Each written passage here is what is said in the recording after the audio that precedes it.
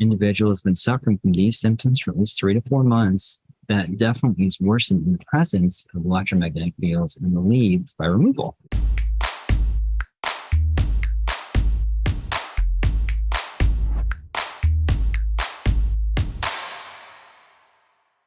This week, I had a patient ask me about electromagnetic fields being harmful to your health. And admittedly, I had some inklings that they were, but I didn't do a lot of research about this. And so this week, I kind of deep dive about whether or not they truly are harmful. What's kind of interesting is when I was in high school, I took an interest in this and I did like a little research paper on exposing like radish plants to electromagnetic fields. And what was weird is the radish plants that were exposed to them, and I concocted a really weak electromagnetic field using I think a flashlight battery.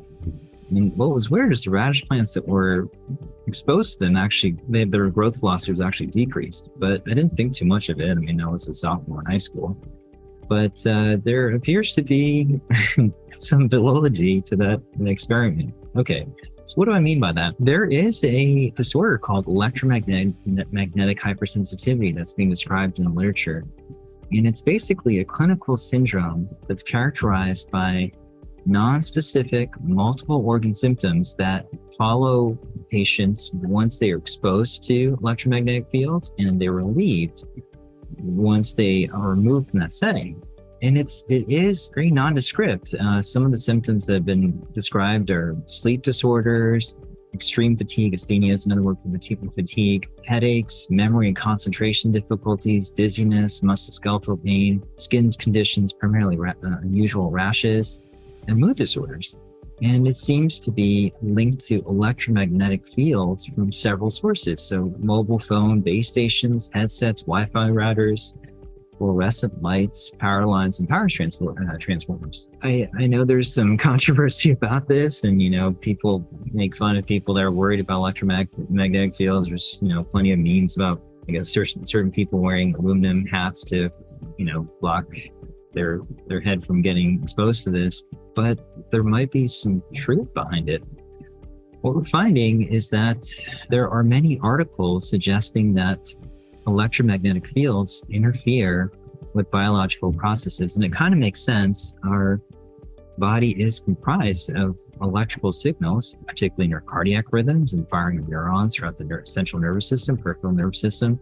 And we know that electromagnetic fields heat organic matter. We know this because we use microwaves all the time. But I guess this is starting to become a little more of a concern because we're starting to use a lot of pretty powerful electromagnetic fields in 5G networks, right? And that's something that's really cool, in that we can now have high-speed Wi-Fi and cell phone and access all these cool apps and load web pages faster. But it seems that 5G network technology definitely has the potential to warm up human body tissue, right? And it's primarily because it affects the polarity of water, right? And since our bodies are comprised in large part of water, 60-70%, that's the concern. So it definitely does cause some form of thermal warming. And that's a concern that some scientists feel is leading to biological changes.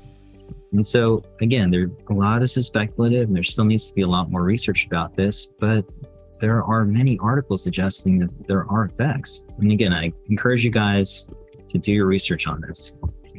Under no circumstances do I want to say this is completely definitive, but it's just an opportunity for you guys to research yourself. So, okay, here's some ones that I found out in my cursory research. Here's an article looking at neurobehavioral effects among inhabitants around mobile or cell phone towers. And what they found is that inhabitants living near mobile phone base stations were at a much higher risk of developing neuropsychiatric problems. There's a meta-analysis of long-term mobile phone use and the association with brain tumors. And this article actually suggested that there was a consistent pattern between mobile phone use and ipsilateral. So these would be gliomas and acoustic neuromas on the same side that you're using the mobile phone. Here's another article that looked at memory and electromagnetic fields emitted by GSM phones. And what they found is with pulse radio frequency electromagnetic fields, they had a measurable effect on human cognitive performance, at least in the abstract of this paper. They can affect fertility. And so here's an observational study looking at individuals in cell phone usage and semen quality. And it seems to, this study suggested that it can decrease sperm count, motility, just how fast sperm move, viability, how long they last, and morphology, the way in which they look under a microscope. There's even a study suggesting that the spread of COVID-19, particularly in China, in Wuhan, and in Europe, might have been linked to rollout of 5G. So what they found was the COVID pandemic, it surfaced in Wuhan shortly after the implementation of citywide 5G wireless communication radiation, and then rapidly spread globally, but it seemed to correlate with areas that had lots of recently established 5G networks. And they thought it was secondary to the fact that there is some evidence that wireless communication radiation can change red blood cells, which can lead to hypercoagulation. We noted that a lot of these individuals had thrombus formation. It can impair microcirculation, so a stroke and hypoxia were big issues with individuals in this area. Amplify immune system dysfunction, including immunosuppression. Obviously, this is not a good thing when you're battling a viral infection. Increase cellular oxidative stress and production of free radicals. I keep talking about how it's really important to minimize free radical production, minimize oxidative stress, minimize inflammation. We want to decrease, the incidence of chronic illness. And then increase intracellular calcium. So this is a really key process for viral replication. So entry, replication, the process in which the viral RNA is laced into the nucleus, and then transcription. And then they also mentioned that it may be linked to worsening cardiac arrhythmias. And as I mentioned, electrical activity, we have microelectrical currents that are very important in terms of our heartbeat and heart rhythm. And so it stands to think that perhaps this might have an effect as well. In any case, a lot of conventional physicians are actually starting to recognize this could be an issue. This particular syndrome, EHS, is recognized in the literature, and a tentative definition for what it is an individual has been suffering from these symptoms for at least 3 to 4 months that definitely is worsened in the presence of electromagnetic fields and relieved by removal, right? Again, it's kind of a little vague, non-specific, but it is something that people are noticing. So given the fact that there is probably some evidence suggesting that staying within strong electromagnetic fields isn't a good thing, what are some things that perhaps you can do to limit your exposure? Well, electromagnetic fields emanate from anything with voltage, so lamps, home electrical wiring, extension cords. Obviously, if you're close to power lines, they can emit lots of electromagnetic radiation. You have tremendous amounts of electromagnetic fields and radiation from cell phone towers, so ideally not living close to one of those or staying close to one of those. Wireless routers, cordless phones do this as well, and then even metal phoning. But the good thing, though, is it is strong, but it seems to dissipate pretty dramatically at a distance. You can kind of see here some common household appliances and the electromagnetic field strength in microteslas. And as you can see, as you move away from the source, the strength of the electromagnetic field dissipates dramatically. At 1 meter of distance from any of these, so about 3 feet away, you can see that the magnetic flux density is very, very small. What is considered a negligible amount of electroradiation? Well, anything below 3 milligauss, which is equivalent to 0.3 microtesla. And so, as you can see, at 1 meter of distance from any of these, including microwaves, magnetic flux density is very, very low. So standing 3 feet away from most of these is probably not going to be an issue. If you guys are curious about this, there is an interesting device on Amazon that can actually determine electromagnetic field strength. And this is actually well reviewed, and it's called the Tri-Field Electric Field Radio Frequency meter. Many individuals, including some of my colleagues in functional medicine, have suggested this to their patients who they feel are suffering from electromagnetic sensitivity. So that would be something I definitely would consider. I'm probably going to purchase this as well. One of the reasons why it's so hard to make this diagnosis is it's really clinical. There's outside of symptoms that dissipate and get much worse in the presence of strong electromagnetic fields, there aren't any serum tests we can utilize. So you kind of have to really go by history. What are some things that you can do if you think that you might be suffering from this or would like to see if this could be an issue for you? Well, it really is just avoidance and protection, right? Whenever possible, try to reduce sources of electricity of electromagnetic radiation that are high. For example, dimmer switches seem to put out quite a bit of electromagnetic radiation versus just simple on-off switches. Trying to use traditional light bulbs versus compact fluorescent lights. This is something that I was unaware of. I'm planning to switch most of these light bulbs, at least in my bedroom, to just a traditional light bulbs. Replacing smart meters, the analog meters. I actually was a big fan of that Nest thermostat in my house. I actually switched over to an analog thermostat.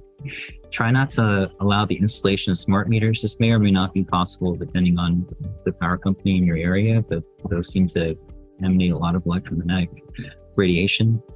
And there are protective products that can help shield you from electromagnetic fields.